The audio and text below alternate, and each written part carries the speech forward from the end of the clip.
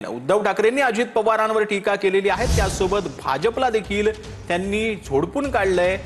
अजित पवारांच्या मुलाचा घोटाळा कुणी बाहेर काढला असं उद्धव ठाकरेंनी म्हटलं। अनेक घोटाळे समोर येत आहेत आणि मुख्यमंत्री क्लीन चिट देत आहेत अशी टीका देखील यावेळेला उद्धव ठाकरेंनी केली। तक्रारदार आणि न्यायमूर्ती सुद्धा मुख्यमंत्रीच ठाकरेंनी आता फडणवीसांवर निशाणा साधलाय। तर काशीनाथ चौधरींना भाजपात प्रवेश दिला हा हिंदुत्वाचा अपमान नाही का असं उद्धव ठाकरेंनी म्हटलं। साधू हत्याकांडात चौधरी सहभागी नव्हते तर प्रवेश का रोखला असं ठाकरेंनी म्हटलेलं आहे।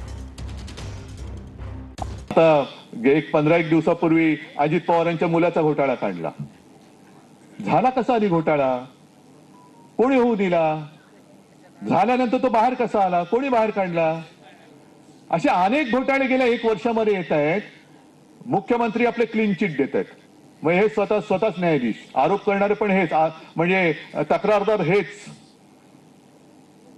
आणि न्यायमूर्ती पण तेच ना, यांनी भाजपने प्रवेश दिला। मग हा हिंदुत्वाचा अपमान नाही? मग आता लगेच मुख्यमंत्र्यांनी सांगितलं की मी तशी चौकशी केली स्थानिक पातळीवर, असं झालं। मग तुम्ही बोंबलण्याच्या आधी चौकशी का नव्हती केली त्याची? बरं, अजूनही मला कळलेलं नाही चौधरी त्याच्यामध्ये सामील आहे की नाहीये।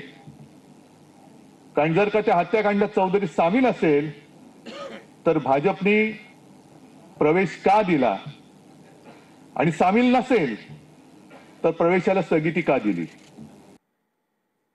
तर विधानसभेत महायुती जिंकली तशीच आगामी निवडणुकीतही जिंकेल असं एकनाथ शिंदेंनी म्हटलंय। आता स्थानिक स्वराज्य संस्थांच्या निवडणुकीतही महायुती जिंकणार, उपमुख्यमंत्री एकनाथ शिंदेंकडून हा विश्वास व्यक्त करण्यात आला। बिलकुल, लोकसभेमध्ये महायुती जिंकली आहे, विधानसभेत महायुती अतिशय लँडस्लाइड विक्ट्री घेऊन लाडक्या बहिणींनी, शेतकऱ्यांनी, सगळ्यांनीच मतदान केलं आणि जिंकली महायुती। आता स्थानिक स्वराज्य संस्थांमध्ये देखील महायुती जिंकली। तर भास्कर जाधवांनी उदय सामंतांवर टीका केली आहे। सामंत एकनाथ शिंदेंची बाजू सावरण्याचं आणतात असं भास्कर जाधव यांनी म्हटलंय। दावोस दौऱ्याच्या वेळेला सामंतांनी फडणवीसांची गट्टी जमली असं देखील भास्कर जाधव यांनी म्हटलंय। सामंतांच्या चलाक बोलण्यामुळे कुणाच्या काही लक्षात येत नाही असं देखील भास्कर जाधव यांनी म्हटलंय।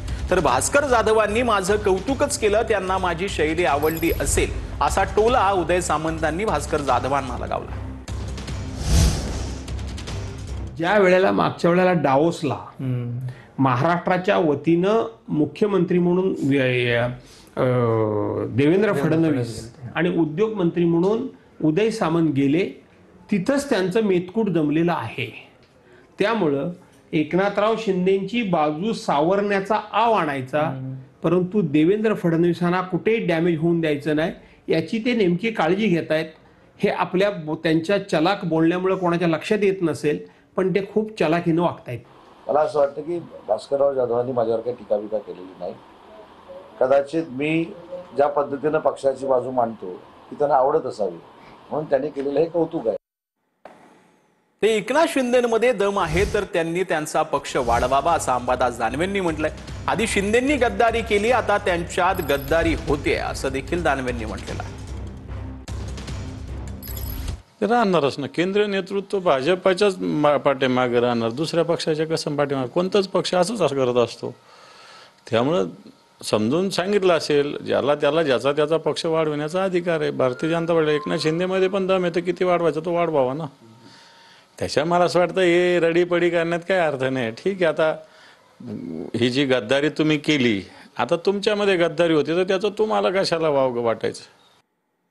तर इथली बॅग भरली, आता कमळाच्या दिशेनं वारी सुरू असं महेंद्र दळवींनी म्हटलंय। महेंद्र दळवींचं नाव न घेता सुनील तटकरेंवर निशाणा पाडला। ज्यांच्या आश्रयाखाली काम केलं त्यांनाच फसवलं, रोह्याचं नाव खराब होऊ नये म्हणून अशा लोकांना हद्दपार करा असं महेंद्र दळवींनी म्हटलं। पक्षात राहायचं आणि त्याच्याच मुलांना बदनाम करायचं, कारण इकडली बॅग भरली आहे, गल्ली टू दिल्ली, आता कमलाच्या दिशेने वारी सुरू आहे आणि हे त्रिवार सत्य आहे। काय लपून राहणं? बघा, आतापर्यंत त्या व्यक्तीचा प्रवास राजकीय बघितला तर ही चिटिंग आहे असं म्हणता येईल। का ज्या नेत्याच्या आश्रयाखाली आपण काम करायचं त्यालाच फसवायचं, ही संस्कृती आहे, आता ही बंद केली पाहिजे।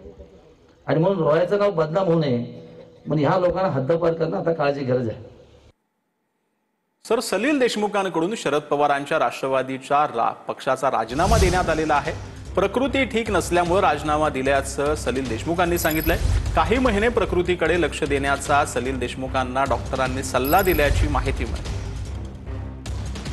गेल्या 6 महिन्यापासून आपण जर का पाहाल, 6 नाही गेल्या 4-5 महिन्यापासून आपल्यापैकी काहींना माहीत असेल, थोडी माझी प्रकृती अस्वस्थ असल्यामुळे, थोडी माझी प्रकृती चांगली नसल्यामुळे मी या ठिकाणी काही कालखंडासाठी राष्ट्रवादी काँग्रेस पक्ष, शरद पवार गट या पक्षाचा त्या ठिकाणी राजीनामा देऊन राहिला. तर उरण नगर परिषदेच्या निवडणुकीमध्ये भाजपनं उर्दूत प्रचाराचे पत्रक छापल्याचा दावा करण्यात येतोय. यावरून आमदार रईस शेख यांनी भाजपवर हल्लाबोल केलेला आहे. मतांसाठी भाजपा काहीही करायला तयार असल्याची टीका आमदार रईस शेख यांनी केलेली आहे.